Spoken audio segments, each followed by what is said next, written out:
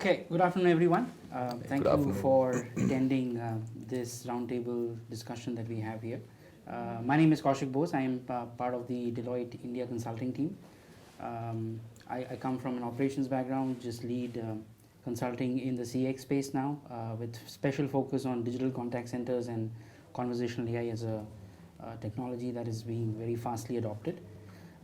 We are all here to discuss pretty much how digital strategies have evolved, especially after we moved out from the pandemic over the last 1.5 years, and how this is going to impact, and it is impacting customer experience per se, in different realms, different industries, and what are some of the leading technologies that are actually coming up and challenging the status quo of how experience was done in the past and how experience I think will be done in the near upcoming future.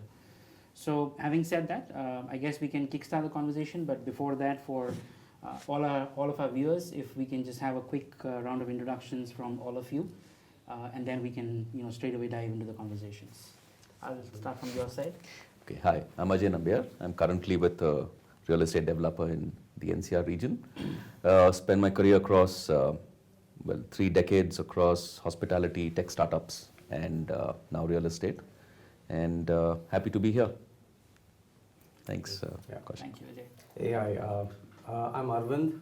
I run the India business for Unifor and have been into the contact center space for almost close to 21 years now. I've been part of Cisco, Genesys, and all the giants on the contact center side of it. And I thought for a minute, automation is here to be there, stay for a longer time. So I moved on to Unifor a few years back. It's been 3 years of beautiful journey with Unifor. Yeah. Hi, I'm Rajesh, and I head the operations control for Vedanta Group. And in my past, I've worked with companies like IBM, Avaya, Havels, Home Credit, and Axis Bank. So I'm very excited to be here and meet all the leaders from different domains, and we'll have a good time. Hi everyone, my name is Rajat Shah.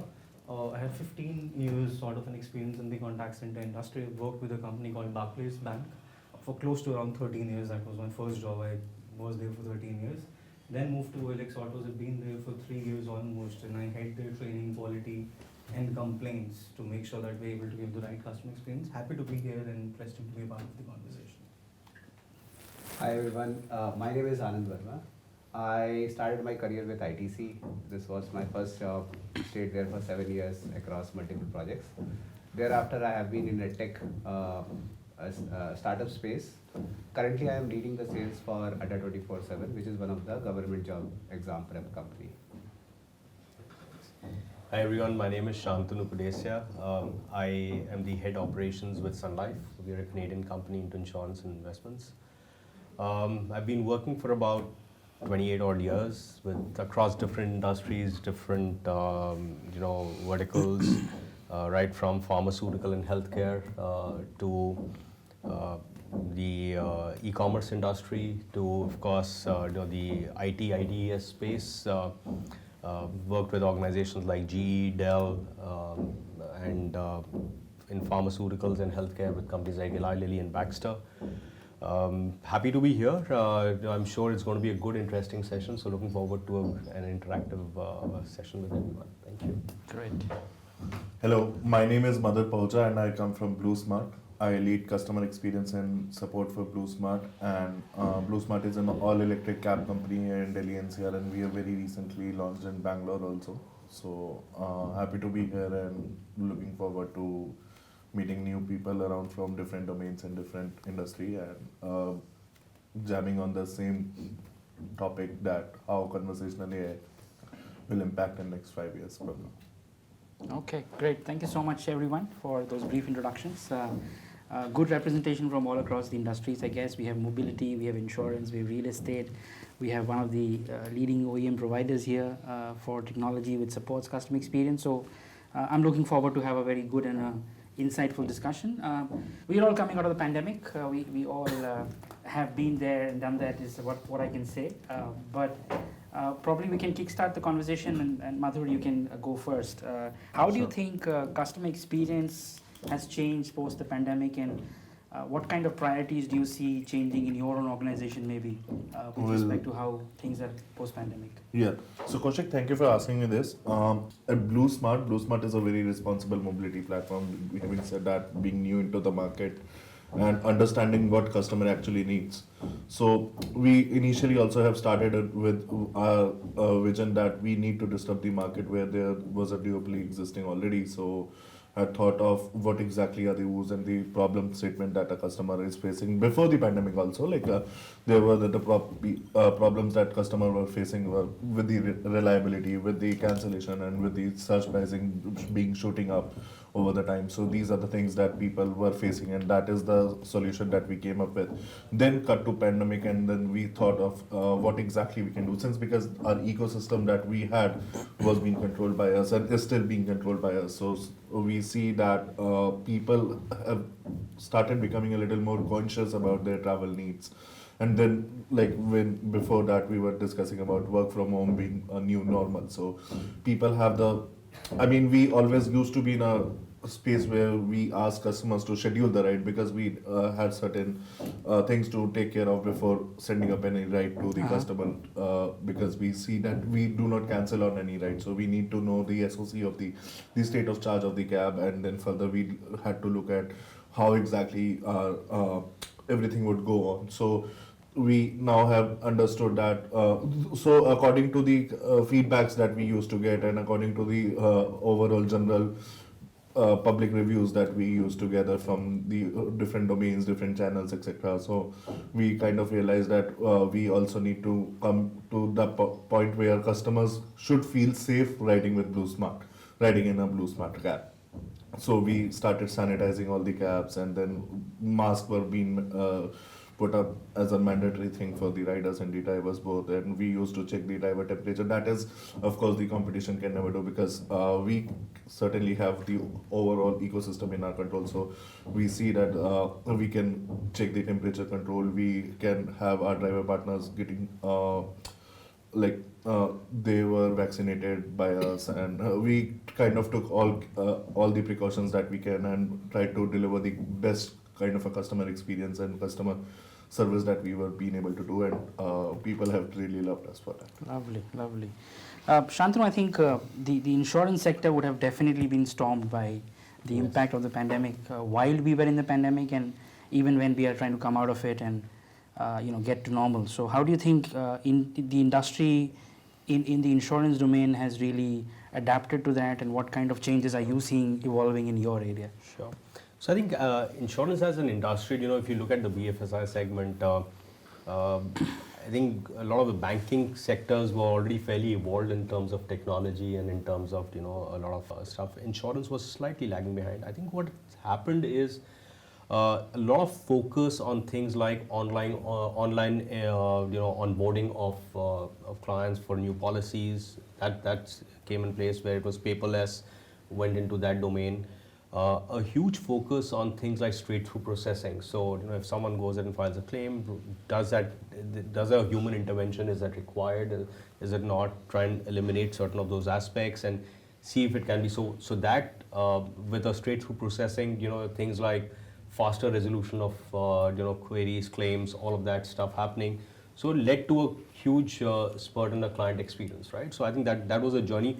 While I'm not saying that all of this journey started only due to the pandemic, it was already there, but I think the pandemic just accelerated that. Yeah.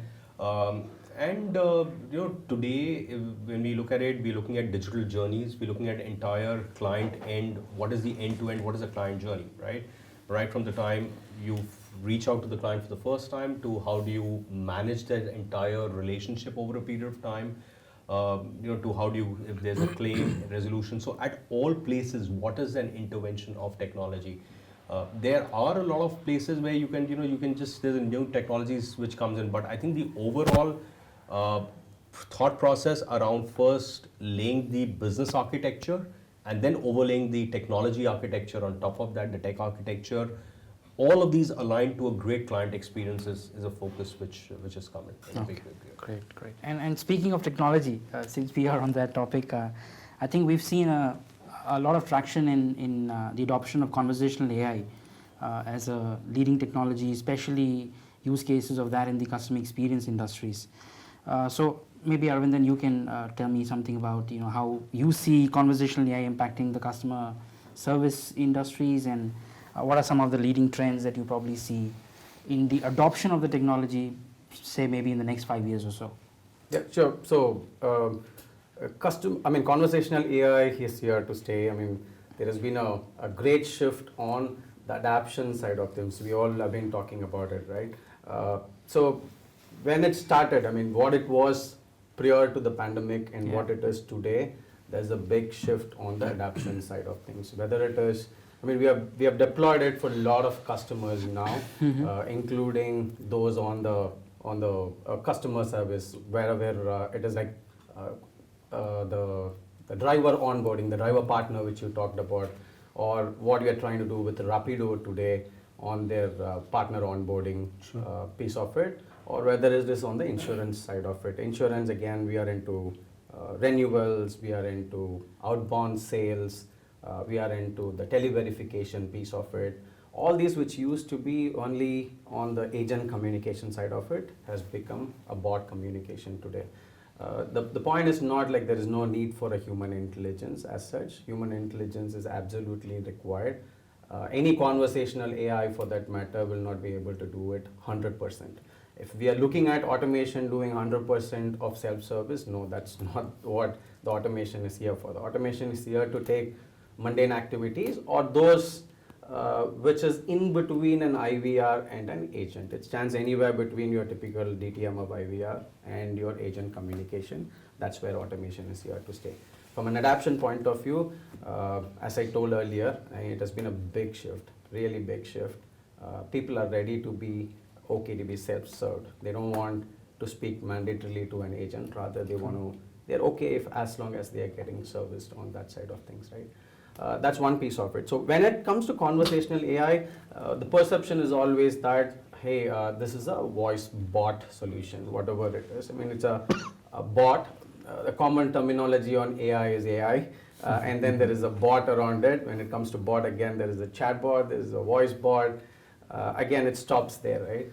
In my mind, conversational AI or automation solutions, which Unifor provides as well, is more on just about voice bot as well. It also go into the analytical side of it. What is that which we are doing with the data which we have today is also more important. Are we analyzing the conversations which is being happening between the customer and the agent is second thing which we have to do. How much of productivity increase which we are trying to bring for the agents is also one thing which we have to look at. The agents are, I mean, people are in hybrid model, we talked about it. With people doing work from home as well, how much of ease which we can bring on to the agent side of things as well. If automation can help agents be more productive and get out of the task which a tool can do, I think that is what probably which every organization which we need to look into. No second thoughts about how automation has to be used, as long as people are not using it for the sake of using it. It's not a check mark against automation which people have to look into. Rather, it should be a solution which should fit the business use case which we have, and ideally choose a solution which will be better off for the business rather than putting a check mark against automation. That's about it. Can I just add to? Yes, absolutely. So I think great points. So a couple of things. For example, like on auto authentication, right? So if you have a voice sample of someone, right? If it's an outbound or an inbound, for lack of a better word, a voice bot which is making that, and you have that sample available, it can actually go ahead and auto authenticate. You do not need to go into the details of again authenticating yourself, and which is something which is common.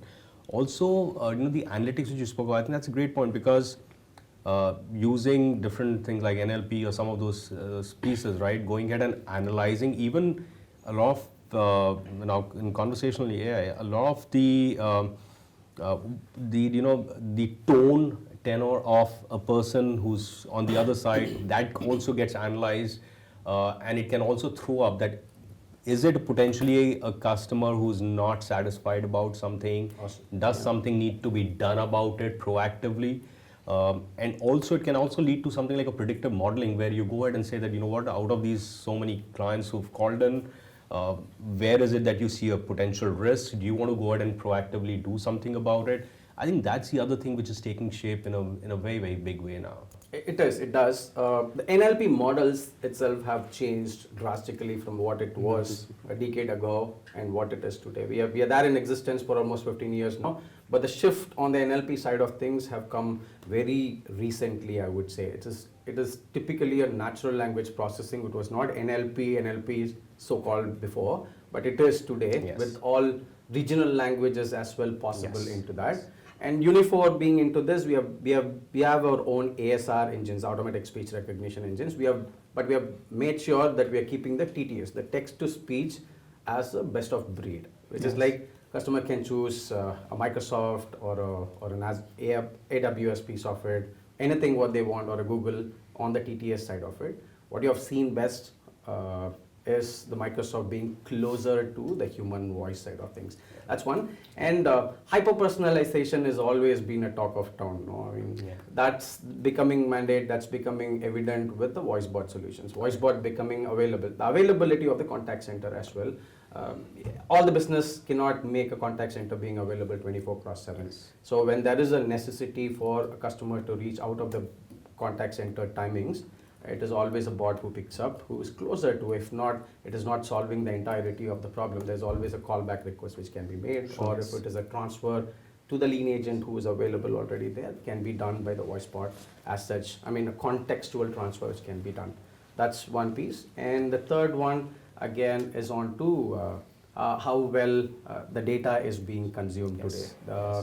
You talked about the sentiment and the tonal piece of it. That makes me talk one more point. We made a recent acquisition a week back, a company called Behavioral Analytics, and a company which is into behavioral analytics, which is called Hexagon.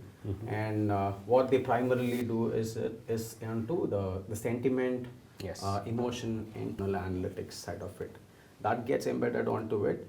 Of course, sarcasms are sarcasms. No human is also not, many of them understand sarcasms. But on the emotion and sentiment, the tonal analysis, I think we should concentrate more on that with automation solutions, which is available in the market. You bring in a very important point in the conversation, which is all about not just the customer's experience, but even the agent in the customer service department, his or her own experience. And that, I think, is a very important one to look at. As CX leaders, we think a lot about the customer, which is obviously very important, but sometimes I feel, and the industry is still evolving in that particular area, is to look internally and also see whether you are able to deliver the same kind of experience to your own contact center agent maybe.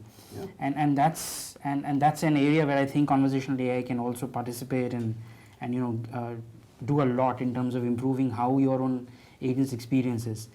Anything that you probably would have seen in your area, Rajat, with vast contact center experience that you've seen? How agent experience is changing? See, it is. It definitely is, and I'll tell you how. With the number of people required, and I'll talk about the population aspect here as well. With the number of consumers increasing, India becoming one of the fastest growing economies, more people bridging the gap from a lower middle income group to the middle class families, our entire base of customers is increasing day by day. Yeah. As much as, we wouldn't have thought in 1990s that somebody coming from a Meerut or a Muzaffarnagar would be using an automated e-learning and trying to learn stuff. So that has changed. Now, because that has changed and consumers are increasing, it is the number of people required to help them, or the queries have also increased. As leaders, can we continue to add people to solve that problem? The answer is no, we can't.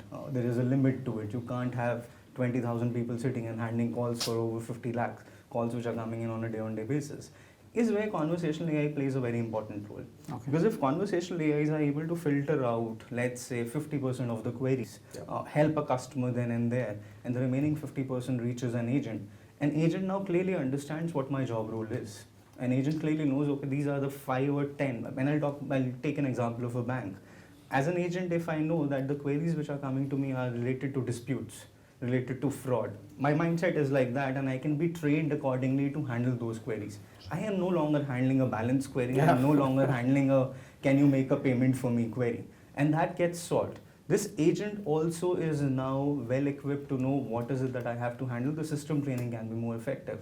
I think Rajesh is here and he understands this more than me. In a bank, the processes aren't that simple. If we talk about any of our other organizations, our processes are pretty streamlined. Okay, these are 1, 2, 3, 4, 5, 7 things we have to do. But in a bank, there are 50,000 things that a customer can pick up the phone and ask you. If you are able to eliminate 50% of it, the training load on the agent also gets reduced. Yeah. So I think this will change the entire dynamics, is changing right now as well, and in the future as well. All of this is going to change. All right, perfect. Rajesh, Right. any inputs from you? Just to add to what Rajat said, Yeah. these bots are like humans only. They also keep on learning things with experience. So just like the way humans learn with experience, bots are also getting trained. In future, they are able to understand customer sentiments. They'll be able to handle not just 50% of the queries, I'll say majority of the problems which customers might have. Why? Because it's difficult for a human to remember one of 1,000 cases, That's but right. for the bot it's recorded. Yeah. Right? Certain specific words which might not really sound bad to the bot is actually A trigger letting point the to- conversation happen. So the conversation will not stop because there's no human who is feeling bad for the bad words being said by the customer who is not very happy with the service. So yes, definitely the future is bots. It's cost effective, definitely, and it also maintains certain standard of quality for us Okay, because humans tend to take breaks in between, machines Yeah. don't. that's right. That's right. And humans might try to take some excuses for not doing something right or something wrong. Bots are trained, they're machines. Interesting comments, and clearly conversational AI as a technology is not just proving to be capable, but it is challenging the status quo in the industry. And we see that happening all across as leaders in our areas. But Ajay, maybe you can give me some inputs on this. We believe in the technology as the fraternity that we are, but I still feel that there is resistance in terms of adopting the technology. Why do you think such a resistance would be there, and as leaders, what do you think we should be cognitive of when we are wanting to adopt to a new technology, especially when we know that it has the capability and the potential to solve a lot of customers' problems? Okay, I think Arvind spoke on it a bit. There's a lot of hype around technology, right? Yeah. There's a flavor of the season. Metaverse became a flavor of the season. Now ChatGPT is a flavor of the season, right? So everybody suddenly says, let's get on the bandwagon. So I appreciate what Arvind said. And I've been at these forums where I speak, and I realize that to a large majority, it is, oh shucks, my competitor has it, I must have it. Correct. Why is not the question. I must have it, right? And that's where it fails. I'll keep real estate aside because real estate has been a little a laggard as far as adoption in the Yeah. past. Of course, they're catching up, but I'm saying it's not volumes. It is high value, low numbers, right? So if you keep real estate aside, the fundamental problem is not that these are good or bad. What's the pain you wanted to address? The issue is that, right? What's my problem that I want X to address? As opposed to let me get this and figure out how I can use it. Right. A lot of the failure happens because of that. So you put in money, then your CFO is looking at it and saying, hey, we've put in this money and show me the outcome. It's ROI. And the ROI then you struggle to show, and then you say, okay, let's just go slow on it.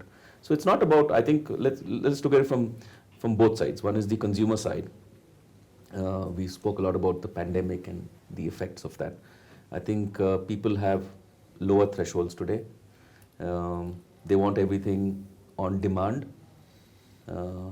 as per their convenience, and at the time or within the time frame that they want. So fuses are very short, right? People don't have a long retention span to say, okay, I can go through your IVRS menu and listen to 10 options in your IVR. Nobody has that patience today. Right? Nobody wants to do that.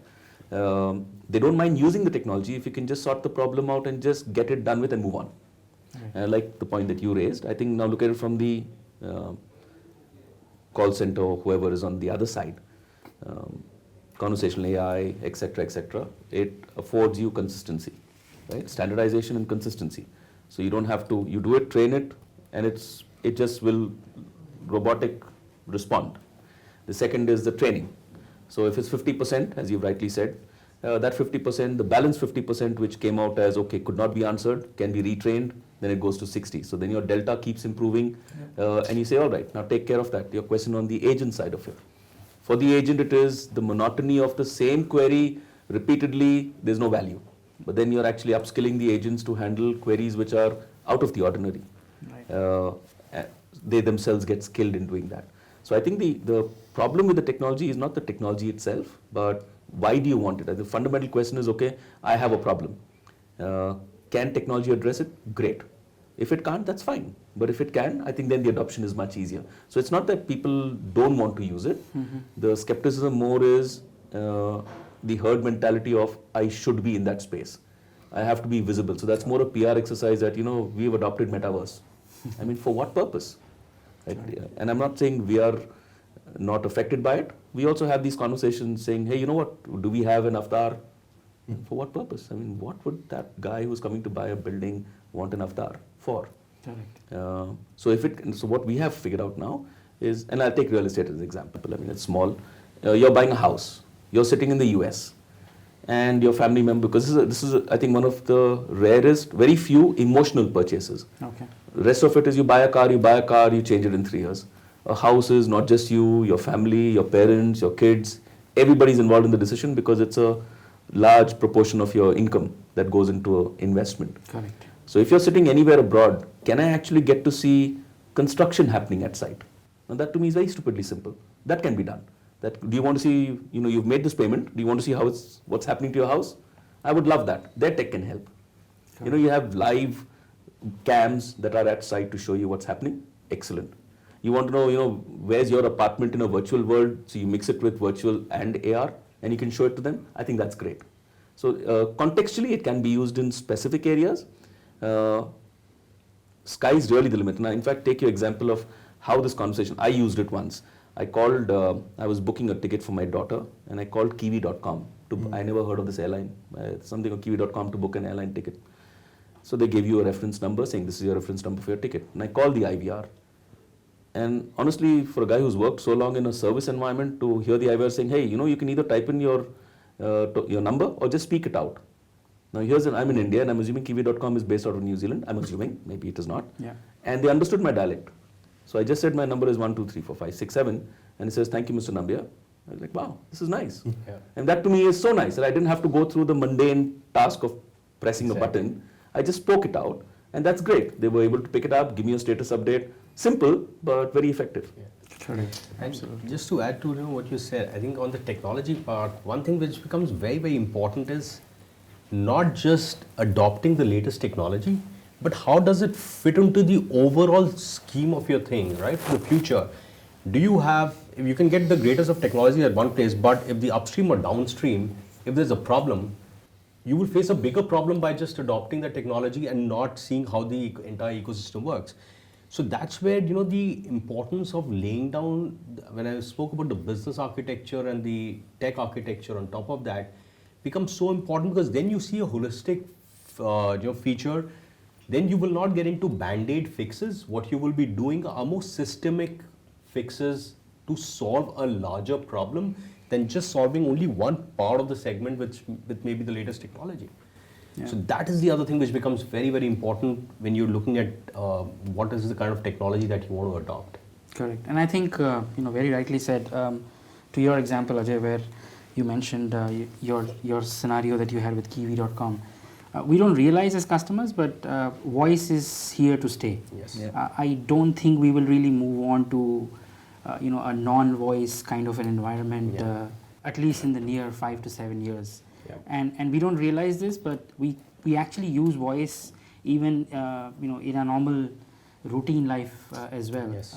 You probably would have seen a voice command button on your on your WhatsApp, on your your cable channel remote. Yeah. So those use cases are there, and that's something that's gonna be leveraged very, very highly with conversational AI as a technology and as a platform. I'll probably move on to you, Actually, Anand. I had Yeah. something to add here. Yeah, please. I mean, so, well, I also coming from the mobility sector. So we have seen, as because when we see that we try to automate things by using APIs, artificial intelligence, and try to make it easier for the consumer to reach out to us through support channels, maybe chat, maybe anything, and have the conversation with the AI bot, or try to do it with the workflow automation, etc. Everything. So, which we realize through data also, like we need to understand what sort of the customer that we are reaching out to, and the customer is coming from which type of a mindset. Like, say for an example, if I would say Gen Z kind of a people would see that if they had a certain type of an issue with any of the services, that would be, and I don't think that it is particularly an I won't say it is an issue, but I would say it is more like a user behavior kind of a thing. But then, and it is common to all the sectors, I would say. So anyone who is coming from the Gen Z generation most likely is okay with one-time solution and just move on. But millenniums like us, and someone from our age group would be more particular about that. Give me the resolution at least that this does not repeat in the future. So maybe there's an agent intervention required, and then further see that these are the things that should be looked into root cause, and going into fishbone analysis and looking into that these are the things that is not repeated maybe. But then if we talk about Gen Z, Gen X kind of a generation, where I still receive calls from a lot of people, and my contact center receive calls, and that some uncle would say, "Beta, मेरी Karan से please बात करा तो मुझे cab book करानी है." And he knows that if somebody who is talking to them will also be in a position to help them, but then they are so comfortable with any of the other agents, maybe has spoken before, would try to reach out to them. So because they know that there is a comfort zone in line with them. So this is something which maybe can be a thing which we can in general think of how this can be taken on a scale. So this is what my inputs here on it is. Yeah. Okay, perfect. I think to add to what Kaushik said, and as well Madhu said, right? One is voice is here to stay. I mean, I was speaking to a couple of my colleagues in a fintech event, and they said, though we tried a lot of channel deflections across, maximum channel deflection on the digital side of it, what they could make is 35 to 40% maximum. The 60-70% of the calls were still coming on to the voice agents, and they have deployed bot solutions on what they, but I mean for changing, for which does not require a human intelligence, and they were able to satisfy it. I mean, what they were paying for from an ROI perspective as well, what they were paying for an agent was close to a 15 rupee, which is 1/3 of what they're going to pay for a voice bot solution. That said, I mean, if there are, to what Rajat said as well, if 50% of the load, which is going to come down from an agent to manage all these tasks, which is not required to be managed by an agent, that's about the ROI which is going to come out of a voice bot solution, rather than trying to automate 100% of it. Absolutely. And while ROI is definitely going to be an important question that leaders have to answer when they make those decisions of deploying it, what's important, especially in deploying voice over AI, would be what Ajay mentioned. The whole ecosystem around, or the problem statement around understanding various dialects, various languages, and whether AI will have the capability of handling the vernacular languages itself. And that's where I think the technology is really evolving and helping overcome those barriers. So language is something that technology is able to handle quite nicely, and like Ajay mentioned, irrespective of where you come from, which location you come from, which geography you are belonging to, AI is able to handle that nuance quite well, and still give you the necessary insights which you're looking for. So in fact, that's a great point. So there's something that we're working on wherein voice bot, we have a lot of languages, right? Because we're a global organization, so we deal with French, English, there's a use case for Mandarin and some of these other languages as well. Now, the voice bot, so there's a very classic, POC case wherein there are times when, for certain kind of insurances or business, where the member or the person who's taken the insurance has to every year go ahead and give a proof of life and certain questionnaires and stuff like that it has to answer. The solution which is being looked at, wherein a person instead of, and a lot of these people are going through mental disability and some of those, right, filling up forms, sending, it becomes a solution wherein it can either make an outbound call or an inbound call. After the first call, the voice sample is saved, so auto authentication happens. You don't need to do that. All the questions are asked, and it's language agnostic. You can do it in French, English, whichever language. The questions are asked, the person answers those questions. Immediately, it is converted from voice to text. It gets converted into a PDF document. There's an email which is there. It'll send that thing on an email to the client concerned, right, for their records. It goes ahead and also has the ability to go ahead and update it onto the system straight away, right? Great. So that is a classic case where there is voice involved, and people find it easier because rather than sitting and typing, what generally comes out is that if you have to just speak it out and finish it off, it's an easier thing. It's a great solution that is being worked on. And that reminds me on one thing where there are issues in recognition side of it, right? One is dialects, which is given. If the dialects are not managed, I don't think VoiceBot for NLP, NLU is primarily for that. There is evolution that has happened on the NLP, NLU side of it. Yeah. And definitely dialects and the accuracies with respect to dialects are important. One thing, again, which reminds me by looking at what Madhur said, we have deployed this for one of other mobility company based out of Bangalore, and the drivers are calling in. It's primarily for driver calling. Mm-hmm. The drivers are calling in today, sitting in the cab, sitting on the road with all the honking sounds, and still, if there is 85% of accuracy which we are able to see on the NLP side of it, I think the evolution has really gone to that level where there is adaptation from everyone. That's about the VoiceBot solution and the adaptation piece of it. Earlier, we used to see these jokes. People are stuck inside the elevator, which is AI enabled, and then they're not able to go to the floor which they want. Now it is not the case anymore. Things have changed now. Yeah. Like, of course. Yeah. Okay, so moving on from conversational AI as a topic, I'll move on to you, Anand. You lead sales at Adda 247. How do you think CX strategy for the organization or in your area has kind of helped you to generate new revenue streams, and where do you think overall CX strategy can really participate in terms of giving you new revenue streams?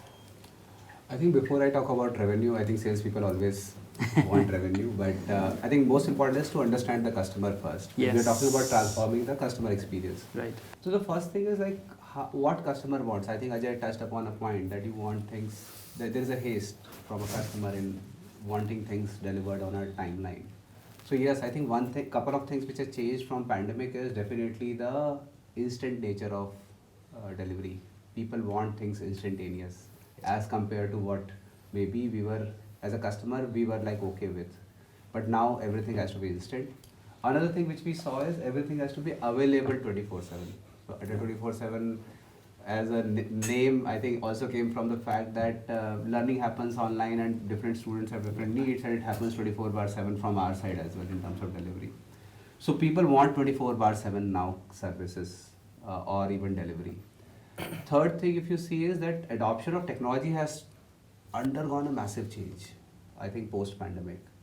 I remember, like maybe a simple example, I remember I was interacting with my Mosi, and there was something which I said, okay, you can see it on YouTube. And then she opened YouTube and then she touched the voice button and she spoke and searched the video. While still today, I still type. Yeah. And I'm talking about an adult who would have never used technology or they're not technology native. And I was like surprised that I am still living in a world which is so different than what we see as, let's say, business people versus what consumer at the end are doing. So then I realized that voice, like for example, we're talking about voice so much, an adult person who would find it very difficult to type and type in English versus somebody conversing on the technology and getting instant answers or instant recommendation is like great. So I think technology definitely has a very, very profound impact. And the way I see it is that we have already undergone that massive change in India or even across the world. India is definitely at a right cusp in terms of the internet reach, in terms of the technology adoption across different generations. That now building solutions, building products and building adoption is very, very easy. Now coming back to EdTech, if I see education was the biggest beneficiary from some of these technological or behavioral shift from consumers. Now online education is considered very, very normal. It's not something we had. So earlier I remember when I had started EdTech in 2015, we had to first say that, okay, you can learn anytime, anywhere. I remember those were the taglines. Then we were counseling people to tell that, okay, you can try it out. Yeah. Now we don't have to tell people you need to try it out. We just only want to talk What's about available. okay, whether you want it or not, right? So we have undergone that massive shift. Another thing is that when you are talking about revenue, particularly, Yeah. I think there is a huge possibility because with whether these kind of interaction, like I told about YouTube or what they are consuming, how they are consuming, you can definitely generate high level of insights. Very different level of insights as compared to what we were able to do earlier. Mm-hmm. So whenever we are relying only on some data fed by the customer, it was limited because people are lazy. They don't want to feed data. So you give them a form. I think banking sector is different. I definitely don't want to do it. I remember representatives used to say, "Sir, sign on these 3 places, just write your name, rest I will fill." True. I think it has undergone a massive change that a lot of things are auto-filled. And if like things like these where you speak and everything gets filled, it's amazing experience. Yeah. So from a revenue potential as a business, you can do a lot in terms of how you understand your customer and how you position your services. When I talk about the, let's say from a sales team point of view, contact center point of view, even there are also like huge differences. First of all, I think as humans, we still, everybody thinks that if I am a contact center, my job is just to call, make calls and try it out, whether this will sell or not sell, do you want it or not. But if you really, I think in EdTech, one of the major things which we have seen is mostly counseling or need generation based sales, right? Yeah. So if you are selling, let's say salt, it would have been easier. People said you want it or don't want it. Now even salt has multiple variations. You want a rock salt, you want this thing, that thing. So as a consumer, for them to make informed choices, now lot more processing is required, even between a sales team and a consumer. Yeah. Right. But making those intelligent conversations is not very easy. When you are talking about agents, it's very person dependent. Some people are like fabulous, smart.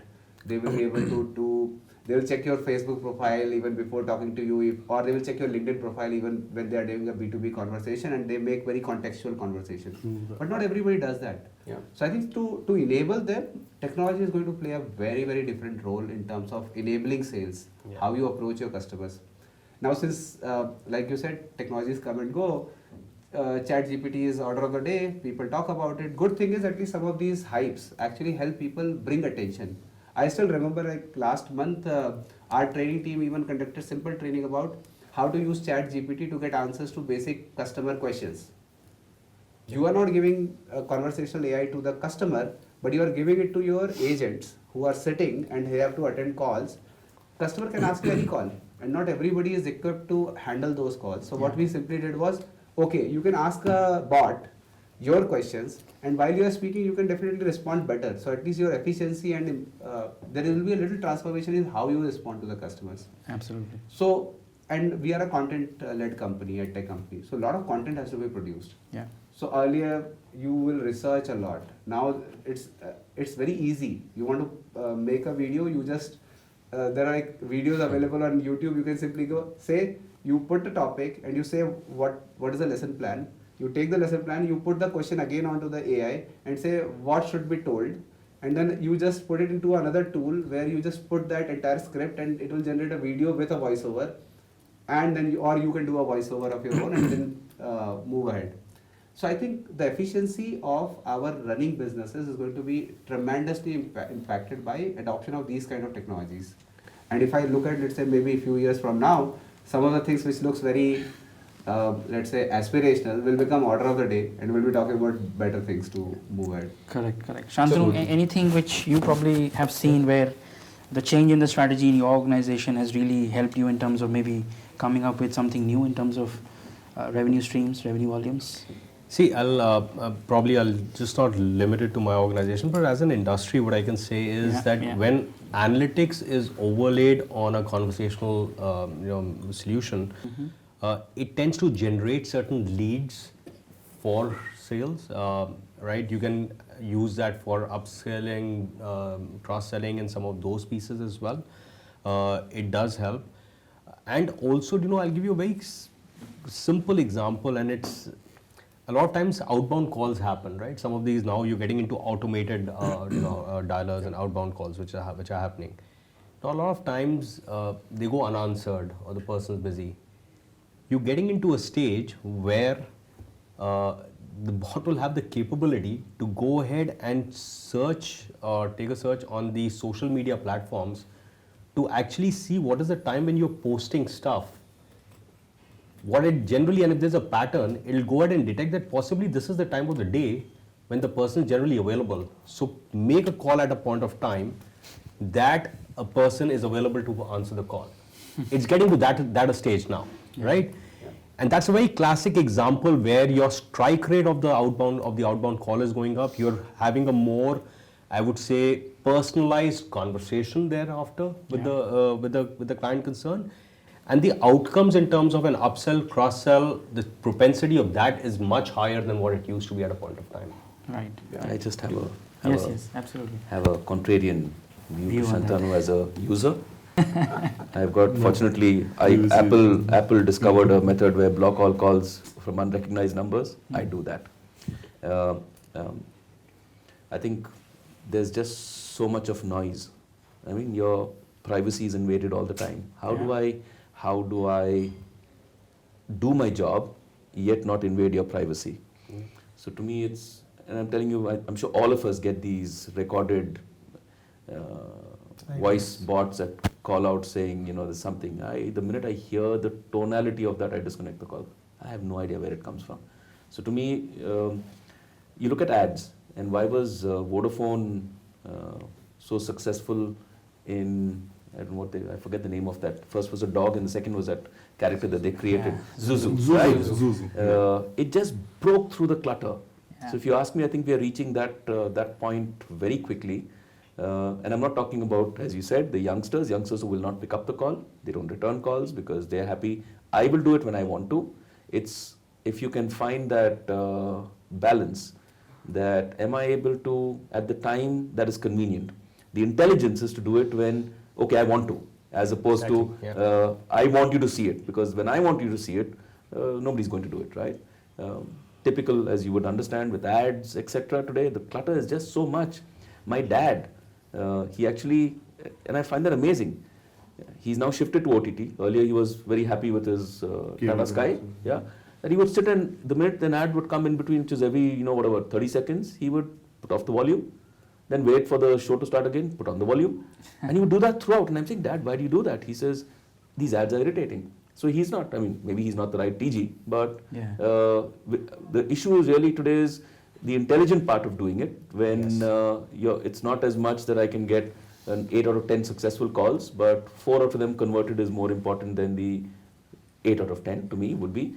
And the intelligence to know when are you amenable. What I'm reading tons of data and saying, I want to call you at this time because my bot says call you now. But that's a great point, Ajay. So so when we talk about the intelligence thing, so it is actually a combination of the time as well as what is the area of interest which for you that over a period of time through conversations it's been able to figure out. So that's where the personalization comes in. Bang on, you absolutely said right that if there's something which does not appeal to me, why will I go ahead and even maybe I may just pick up and I'll just disconnect at the first instance itself. But if the conversation starts off with something which I have been looking for, there is a propensity that I may kind of pick up. So you're absolutely right. It's a balance between that intelligent kind of knowledge to even personalization. I think that's where it does. I must give an example from the medical side. I'm not taking away the intellectual property of Medanta, but I found Apollo, for example, during the pandemic. So of course, healthcare was one of the upcoming things. I love the way Apollo, and Apollo, I think, should be paying me for this. That I keep complimenting them on the outstanding blend of an offline and an online model. I've never done this. My dad's a doctor, so I understand. So I called my dad, and I said, okay, let me just try out this. So I downloaded the Apollo app, and I said, okay, I have a challenge with whatever. I had some ailment. Okay, very nice. So choose your doctor. Very interesting. So these are all Apollo doctors across the country for a particular field that you want, what you're looking at, rated by UGC. So it's ranked by that. Second ranking is by the charges. So it's independent. The doctors have their charges. So guy in Visakhapatnam, doctor in Visakhapatnam is cheaper than the guy in Gurugram. So I said, okay, let me try the guy in Visakhapatnam. It doesn't matter to me. And prompt, it sets the appointment. Half an hour later, we get onto a video chat. Then he realized, he says, oh, sorry, I think I'm not the right guy, because as a patient, I do not know whether I've got to the right field of medicine. Yeah. So he says, I'm sorry, I'm not the one, but you can get in touch with XYZ and I'll connect you. Or you can, book another appointment. I said, okay, very interesting. And I disconnected. My first doubt was, oh shucks, I've paid money. Now what happens to my money? And prompt 2 seconds later says, money refunded. Wow. So, brilliant. So that's the first thing, trust. We have the conversation. He says, okay, this is what it is. And disconnect. And I said, okay, now interesting. Now what about my prescription? And the prescription comes in straight away. Here's your prescription. And at the bottom it says, click here to place your order. So you place your order, it goes to Apollo pharmacy. 30 minutes later, the medicine is in my house. Now that to me is brilliant, right? That they've been able to, so I keep having these conversations with the gentleman who heads support with Apollo. And I said, if you ask me, I'm a fan. Because it's something that I never knew it worked. For me to pick up the call, pick up the phone, call my dad and ask him, okay, what do I do? And here is it, so it is for anybody, on your budget. You can basis what doctor that you want. And trusted, because Apollo and Medanta, etc., all are trusted.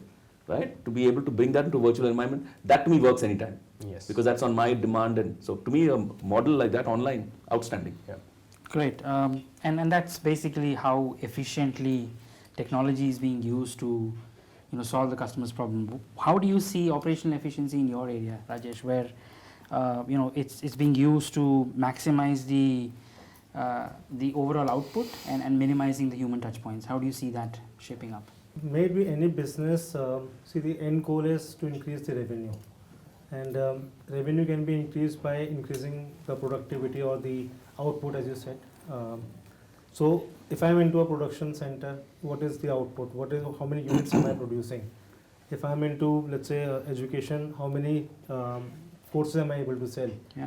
So that is my output. Now, how efficiently can I manage that? Starting from the time I produce it, how I maintain it, my cost of giving it to the customer, including the cost of acquiring a customer. Yeah. So all of these things come hand in hand, and they have to be dealt with parallelly. Now, when I am able to do this, I have to ensure my quality is not hampered. My bots may be a support, but they should not be impacting my business negatively. So a human touch in some industries is very, very important. For an example, if I am calling into a hospital, I would not like a bot to answer the call. I'm into an emergency. I want a human touch. If I am calling to, let's say, Flipkart, I probably don't want to talk to an agent. I just need a refund or maybe some simple basic query about my order, and I can go through the chatbot. So how well am I able to produce in the least cost possible without impacting my quality? Yeah. That is the key. Now, can humans be replaced by machines? Is not what I see 100% in the future. To some extent, yes. For 50% to start with, maybe 60-70% can go up to. But again, humans will be needed, and every business wants to improve on their current processes. We should be automating our processes wherever possible. Looking at the prior history of the customers, prior history of our orders, we should be able to identify what to pitch next to the customer to increase the overall business that I do with the customer. Now, it can again have multiple things attached to it. How much is the competition available in the market against my products? What are the options available with the customer? Am I having a monopoly, or someone else will be able to replace my services? Am I able to provide the best of the service to the customer after the sale has been done? All of these things will ensure how loyal the customer is with me. Okay. Right. So this is how I look at it. So we should be focusing on improving our efficiency with customer loyalty. Great. I'll just park that customer loyalty point for some time and come back to you. That's an interesting one. But Arvind, any thoughts from you with respect to how operational effectiveness, efficiency is maximizing the overall output? I think everyone talked about it, touched about it. Rajat said that, Rajesh said that it's not 100% automation what people are looking for. Yeah. It's not for an emergency that an automation solution could be deployed. Yeah, for, the use right? case matters. Yeah, Medanta, Rajesh was saying just before this meeting, they are into the pharmacy business. They are into the lab business side of it. Yeah. There are outbound calls which are being made to identify if there are any needs for the customers to, get the customers onboarded onto the lab testing and all those stuff, right?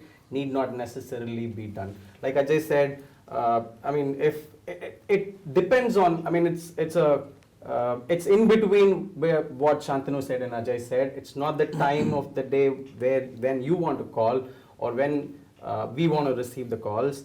But if there is a use case where there is a form filling which has been done by the customer, and we all would have deployed on the contact center side of it some predictive algorithm on dialing out to the customers, basis the availability of the agents.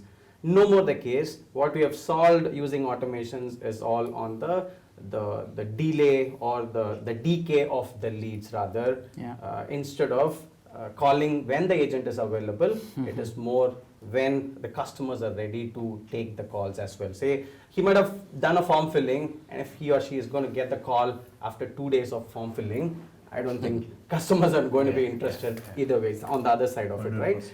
One is, when do you want to reach? Now, one insurance company came to me and said, hey, I want to reach out to every Indian and I want to use your bot for that.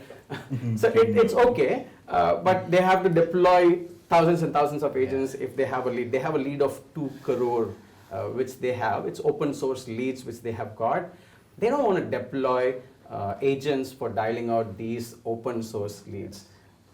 It's hardly in a single digit percentages when the agent will be able to see that there is a lead at least coming out of those crores and crores of leads which they have, right?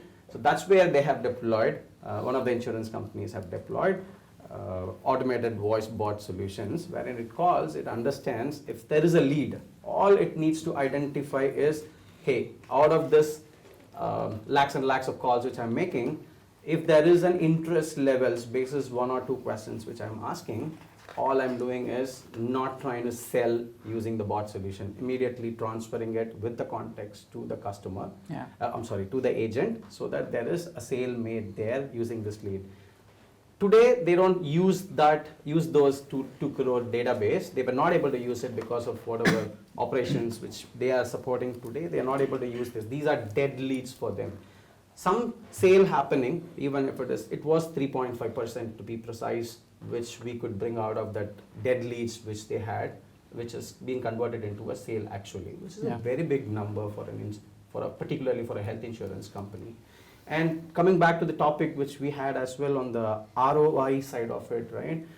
As long as we choose the right technology and we are making sure the business case is getting solved with this automation solution, there should always be an ROI which has to be worked out. Yeah. As long as the business is paying for the technology, the benefit which you're getting is paying for the technology, we are going to continue using the technology. Else for that, it is a checkmark solution. We're going to use it for some time and then throw it, probably not use it, or we're going to keep complaining about automation not working or not being adapted.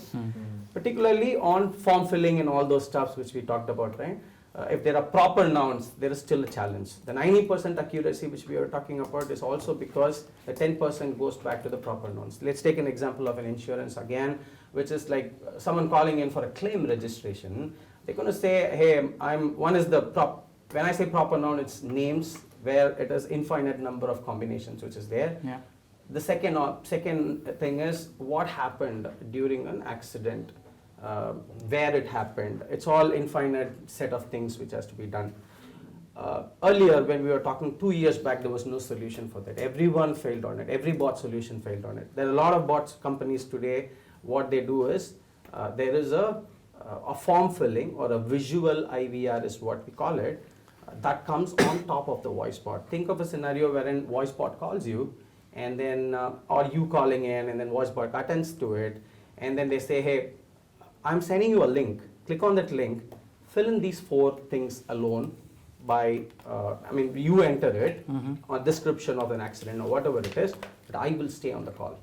I will guide you to fill this form. I'm not dropping off by just saying, hey, that's the digital channel deflection, which I'm going to do. Rather, I'm going to send this link, make you fill this form. You have any doubts, I'll help you on the call. If you still have doubts, I'll transfer you to an agent. That's the contextual transfer or an end-to-end solution. That's exactly why it should be integrated with your existing contact center process rather than just working on a silo. Okay. Rajat, maybe we can hear some thoughts on how do you think customer experience strategies going the digital way and customer experience per se will kind of come together. How do you think that evolving as per you? See, as much as we deny it, the reality is it is coming. Yeah.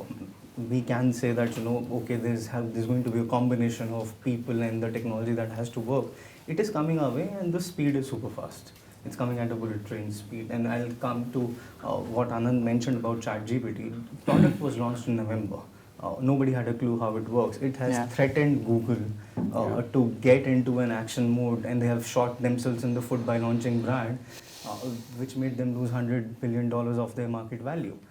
So it is coming, and this technology, and I'll specifically talk about artificial intelligence, has already entered our lives.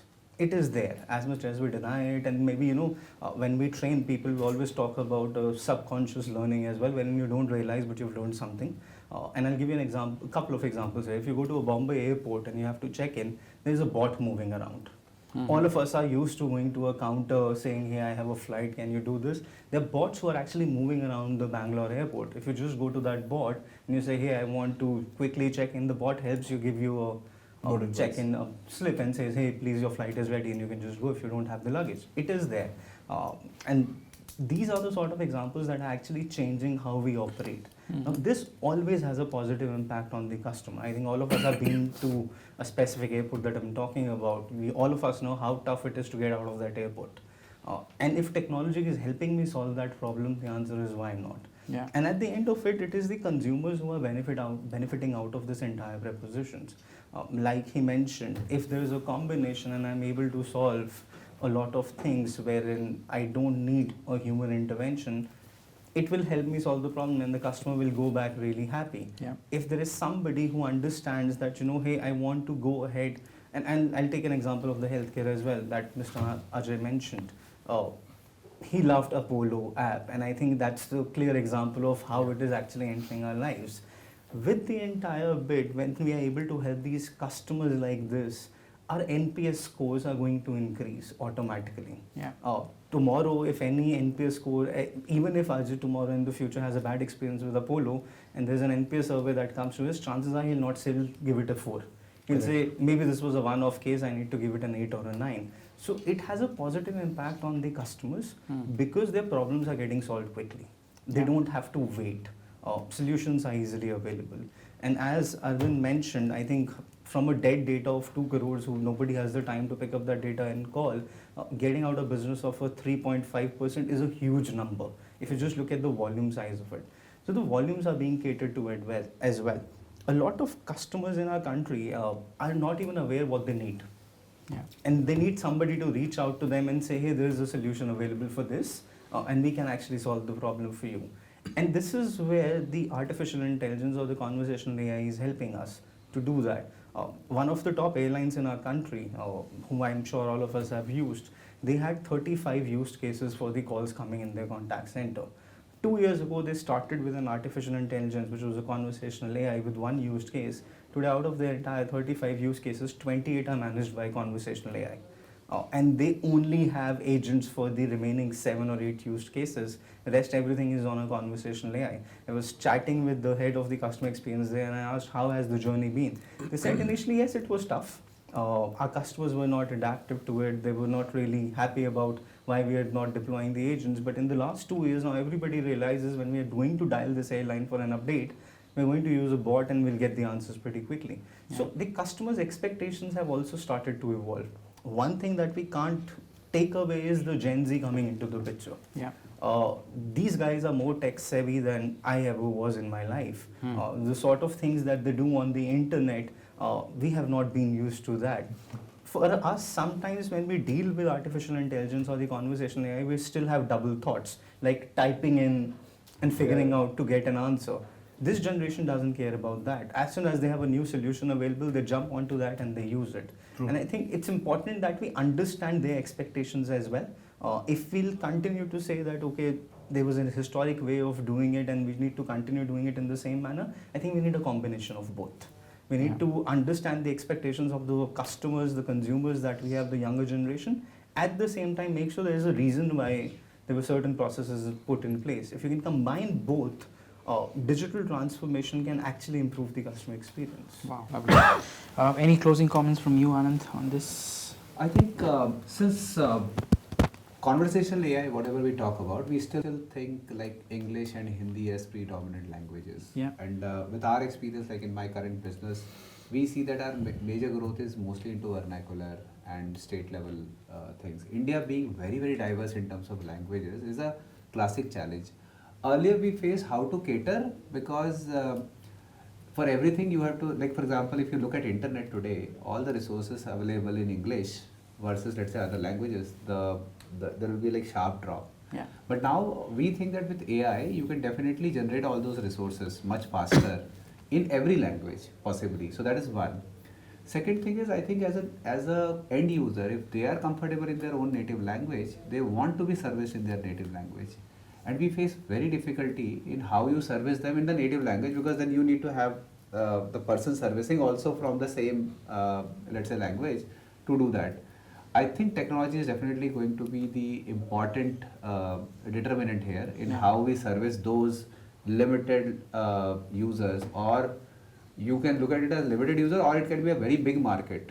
So if you want to venture into any market, if internet has to penetrate further in our own country, I think language barriers have to be shed away. Yeah. And conversational AIs will have to now more focused on our local languages. Once we do that, I think it will be a tipping point for the adoption of technology further into our society. We're getting there. Shantanu, closing comments from your side? I think I completely second the point. See, conversational AI is here to stay. What's important is how AI, ML, and things like analytics, all of that, how does that entire thing combine to give out a potent solution, more customized, more personalized solutions, because that is something which will get picked up. So not only will it drive a very, very strong, great client experience, it'll also help in, in terms of revenues, in terms of, enhanced sales. It'll also help in reducing your cost structures. Yeah. So I think it's an overall package, and it is definitely going to be here to stay. Great. Thank you so much. Madhur, any closing comments from you? So I also agree with the fellow members saying so AI is here to stay, of course. Yeah, but then the thing is, like, how much study we can do on the data that we get from the conversations that are going through AI, and are we really working on it and not just kind of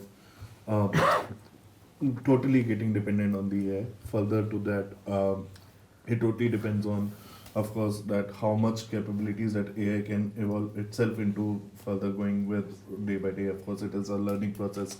It is just not that we have deployed an AI or just moved everything to AI. It is about learning and further growing with it. Yeah. So more into learning with the data, learning AI itself, and taking it to the growth for the brands and the organization to the next level. That is what I think. Perfect. Rajesh, any closing comments from you? Well, yes, I agree. AI is here to stay. Companies which are able to blend well with the humans and the artificial intelligence, they are going to have a better edge compared to other companies. And sooner the better. All companies have to use this hybrid model. We don't have a choice. Things have changed. They'll continue to change. Okay. Ajay, any closing comments from you on this? Yeah. I think it's interesting. Technology every 2 years, 3 years, there's something new that keeps happening. The fundamentals are, and this is in every business that is looking at an uptick. No business wants to go down, right? If you're looking at it, so hence there will be scale, there'll be volumes. Yeah. And the only way to be able to deliver that, and I agree with Anand, that For us, it's not just us sitting in Gurugram, and talking about everybody having, well, they speak English, speak fluently, and we can all talk one language in our country with not just languages, dialects, tonality, it changes. You go to Hyderabad is different, you go to Guntur is different, you go to Vijayawada, it's very different. Yeah. The same Telugu is different, right? To be able to address that, it's humanly impossible to do a human scaling up to that extent. Yes. Technology will help in that. Yeah. And then the last 5-10%, which is the bottom of the barrel, which requires actual human intervention, will be where human beings come in. So you're right, it's here to stay. It's part of our lives. Yeah. We want it or don't want it. It's part of our lives, and it's a great way. I'm sorry, I came from the era when we just started technology. I was part of the team that has set up internet in this country, and set up the first broadband portal to hunt for content. Way back in 2001, when we were setting up a broadband portal, you were on a dial-up connection, and my daughters wonder, what are you talking about, right? And what do you mean dial-up? I said, yes, you had a CD, put into the computer, and wait, and then there's a ringtone. And today it's it's just on demand as I want. Yeah, 56 kbps, you feel like you're a king, right? And today you're talking about it's on this 2 GB download speed.